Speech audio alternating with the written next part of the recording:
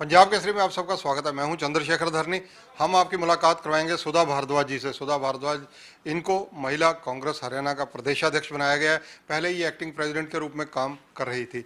1.5 साल से सुमित्रा चौहान जब महिला कांग्रेस की अध्यक्ष थी और रातों रात वो पार्टी बदलकर बीजेपी में चली गई थी, तो उसके बाद से ये जिम्मेदारी संगठन को मजबूत करने की, महिलाओं को कांग्रेस के साथ जोड़े रहने का एक सूत्र का काम सुधा भारद्वाज जी ने संभाला हुआ है। बातचीत करेंगे इनसे। मैडम, सबसे पहले स्वागत है आपका पंजाब केसरी में। धन्यवाद। मैम, बतौर महिला कांग्रेस अध्यक्ष आपकी एक स्थायी नियुक्ति होने के बाद आपके सामने क्या चैलेंजेस हैं? मेरे सामने चैलेंजेस हैं कि सबसे पहले तो संगठन को मजबूत करना है, ज़मीनी स्तर पर हमें महिलाओं को जोड़ना है और कांग्रेस की विचारधारा से जोड़ना है और कांग्रेस को मजबूत करना है। मैम, क्योंकि महिलाओं की भागीदारी हर जगह कांग्रेस वकालत करती रही है, सभी राजनीतिक दल करते आ रहे हैं शुरू से कि विधानसभा हो, राज्यसभा हो, लोकसभा हो, उसमें एक परसेंटेज महिलाओं की आरक्षित होनी चाहिए। लेकिन ये मुद्दा एक लंबे समय से लटका हुआ है। सरकारें बदलती रही, चाहे वो कांग्रेस की थी या और दलों की आती जाती रही, लेकिन ये मुद्दा वहीं का वहीं खड़ा है। इस मुद्दे पर आपकी राय क्या है? देखिए, पहले तो मैं अपने शीर्ष नेतृत्व का धन्यवाद करना चाहती हूँ, सोनिया गांधी जी का, जो हमारी राष्ट्रीय अध्यक्ष है, प्रदेश अध्यक्ष शैलजा जी का और हमारी राष्ट्रीय अध्यक्ष सुष्मिता देव जी का। इनका धन्यवाद करती हूँ और हरियाणा के शीर्ष नेतृत्व का धन्यवाद करती हूँ कि उन्होंने मुझे इस लायक समझा और मुझ में विश्वास जताया और मैं उनकी उम्मीदों पर खरा उतरूँगी और उनको विश्वास दिलाती हूँ कि भी महिला कांग्रेस और ज़्यादा मजबूत होगी। मैम, जिस प्रकार से जो महिलाओं के आरक्षण की वकालत की बात हमेशा उठती रही है, उस पर आपका क्या स्टैंड है? देखिए, हमेशा से महिलाओं को कुचला जाता है। उनको जब टिकट देने का या राजनीति में कोई स्थान देने का काम होता है तो हमेशा उनको पीछे किया जाता है कि जो पुरुष प्रधान हमारा देश है, तो वैसे तो वर्ल्ड में ही पुरुष प्रधानता चलती है, लेकिन हम हमेशा महिलाओं की समानता के लिए लड़ते रहेंगे, उनके सम्मान के लिए लड़ते रहेंगे, उनके अधिकारों के लिए लड़ते रहेंगे। और हम 50% आबादी रखते हैं, तो 50% आबादी के हिसाब से हम अपना 50% हक भी लेके रहेंगे। और महिला कांग्रेस का जो नारा है, आधी आबादी पूरा हक। तो जिस प्रकार से सुमित्रा चौहान जी एक पार्टी छोड़कर चले गए, निसंदेह जब एक्टिंग प्रेसिडेंट आपको बनाया गया तो आपके लिए काफ़ी कठिन रहा थी, क्योंकि आप प्रदेशाध्यक्ष ही रातों रात पार्टी बदल गए थे। तो संगठन को एक्टिंग प्रेसिडेंट के रूप में कैसे आपने चलाया? देखिए, जैसे ही सुमित्रा जी ने निर्णय लिया दूसरी पार्टी में जाने का, उनकी कोई ना कोई मजबूरी रही होंगी, लेकिन उसके बाद मुझे एक्टिंग प्रेसिडेंट का पदभार संभालने को कहा गया। तो उसमें मुझे ज़्यादा कठिनाई नहीं हुई, क्योंकि मैं पहले सीनियर वाइस प्रेसिडेंट थी और ऑर्गेनाइजेशन इंचार्ज थी। सारा ऑर्गेनाइजेशन के बारे में मैं ही काम संभालती थी, तो मुझे ज़्यादा परेशानी नहीं हुई। और सारा जितनी भी महिलाएं थी, सारा संगठन था, मेरे साथ जुड़ा हुआ था। इसलिए अब तक मैंने पूरा बहुत ही अच्छे तरीके से कार्य किया और हमारे जितने भी जिला स्तर, ब्लॉक स्तर पर सारी महिलाएं पूरी अच्छी तरीके से काम करती रही हैं। मैम, महिला संगठन की अब आप विधिवत रूप से प्रदेशाध्यक्ष बनी हैं। इस सारे घटनाक्रम में, क्योंकि हरियाणा प्रदेश कांग्रेस का अगर पिछले 6.5-7 साल का इतिहास देखें तो कहीं ना कहीं गुटबाजी छुपी नहीं है किसी से। अलग अलग धड़े हैं, जो वर्तमान में धड़े हैं, चाहे वो प्रदेशाध्यक्ष कुमारी शैलजा जी का हो, रणदीप जी का हो, भूपेंद्र सिंह हुड्डा जी का हो, किरण चौधरी जी का हो, ऐसी स्थिति में काम करना और दिक्कत पूर्ण नहीं हो जाता? देखिए, ऐसा कुछ नहीं है। आप ये देखिए, एक परिवार होता है, जो संगठन है एक परिवार है और कांग्रेस जो है एक विचारधारा है और लोकतंत्र विचारधारा है। हर एक को अपने विचार रखने की स्वतंत्रता है और इसी तरह से सबके अपने अपने भिन्न भिन्न विचार होते हैं। तो उसमें ये नहीं कहा जा सकता कि भाई बिल्कुल सब विचारधारा सबकी अलग है।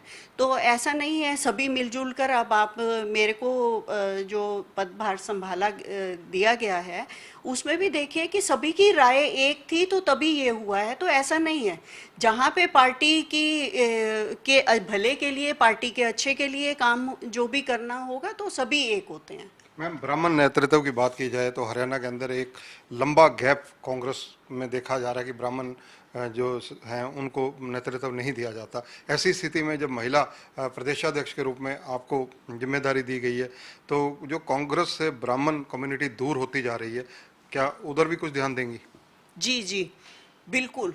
आप देखेंगे कि अभी बहुत जोश है, सभी के फ़ोन आ रहे हैं मेरे पास और सभी बहुत उत्साहित हैं और खुश हैं कि भी कांग्रेस पार्टी ने एक ब्राह्मण परिवार को इतनी अच्छी स्थिति में वो किया है और एक पदभार दिया है।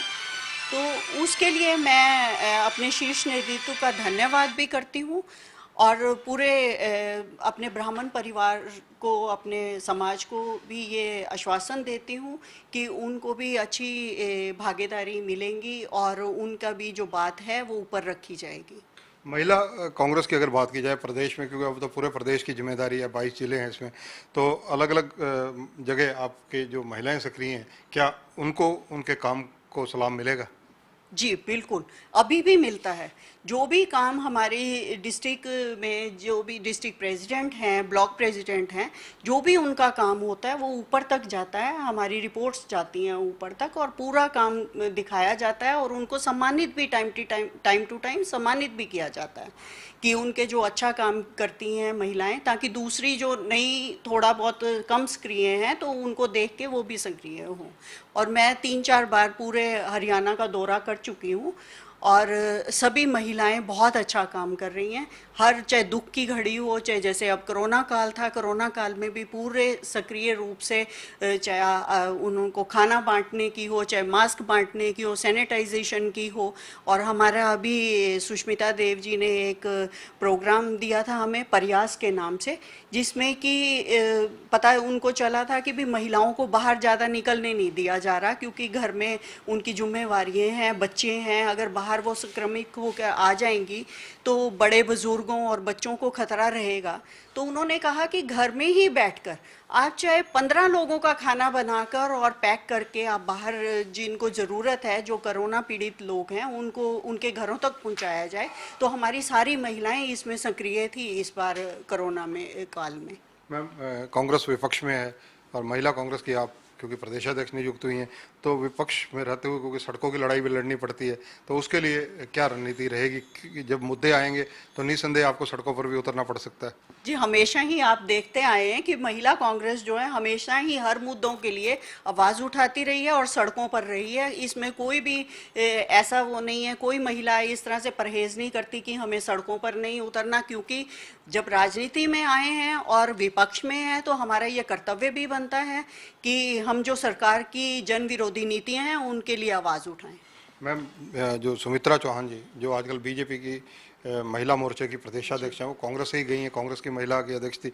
उन्होंने बहुत खुले कई आरोप लगाए कि कांग्रेस की धड़ेबाजी, गुटबाजी, महिलाओं को टिकट नहीं लेने देते, इस वजह से उन्होंने पार्टी छोड़ी है। कितनी सत्यता समझती है इन बातों में? ये तो जी होता रहता है, जब एक पार्टी से दूसरी पार्टी में कोई भी आदमी जाता है तो उसकी कमियां बतानी शुरू कर देते हैं। कल वो बीजेपी की कमियां नज़र आ रही थी, अब वो है, वो तो एक चलता रहता है, हमेशा ही चलता रहेगा और चलता रहता है। मैम, 3 दशक जिस महिला ने कांग्रेस के अंदर पूरा मेहनत की हो, सुमित्रा चौहान ने, उसका जाना कांग्रेस के लिए कितने बड़ा झटका रहा? आज तो बीजेपी की नेता हैं वो। जी नहीं, हमारे लिए नेचुरली जो भी हमारा कोई भी परिवार में से सदस्य जाता है तो उसकी दुख भी होता है और उसकी कमी भी खलती है, लेकिन उनकी अपनी कोई मजबूरी रही होगी जिसकी वजह से वो वहाँ पे गए हैं, कर रहे हैं, वो उनका वो निजी मैटर था, तो उसमें उसके लिए तो मैं क्या कह सकती हूँ। इशारों इशारों में आप बहुत कुछ कह रहे हैं, मजबूरी या अवसरवादिता? नहीं नहीं, ऐसा ऐसा कुछ नहीं, मजबूरी या असरवादिता नहीं, तो बाकी उनका ये पर्सनल मैटर था। धन्यवाद मैम, शुभकामनाएं हमारी, आप महिला कांग्रेस की प्रदेशाध्यक्ष बनी हैं। तो ये हैं सुधा भारद्वाज जी, बड़े स्पष्ट शब्दों में महिलाओं को संगठित करने की बात कर रही हैं, राष्ट्रीय कांग्रेस नेतृत्व का धन्यवाद कर रही हैं। और जिस प्रकार से हरियाणा के विभिन्न कोनों से इनको लगातार फ़ोन कॉल्स आ रहे हैं, लोग मिलने के लिए महिलाएं आ रही हैं, इनका जो जुड़ाव है वो निस्संदेह वो व्यक्त करता है। और दूसरी बात, सुमित्रा चौहान के बारे में, क्योंकि इनकी पुरानी मित्रता भी है, कांग्रेस में वो रही हैं, बचने से बहुत ज़्यादा परहेज करते हुए, लेकिन इतना ज़रूर कहा कि आज वो जिस पार्टी में, निस्संदेह उसके गुण गाएंगी।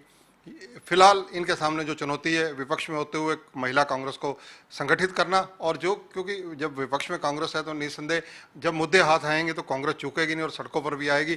धड़ेबाजी में बटी हुई कांग्रेस के अंदर अब सुधा भारद्वाज किस प्रकार से सारी चीज़ों को नियंत्रित कर कर और अपना नेतृत्व मजबूत कर कर दिखाती हैं, ये भविष्य के गर्भ में है।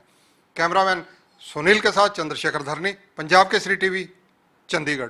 हमसे जुड़े रहने के लिए हमारे YouTube चैनल को सब्सक्राइब करें और नई वीडियो की नोटिफिकेशन के लिए बेल आइकॉन को दबाएं। अगर आप ये वीडियो Facebook पर देख रहे हैं तो लाइक जरूर करें और ज्यादा से ज्यादा शेयर करें। धन्यवाद।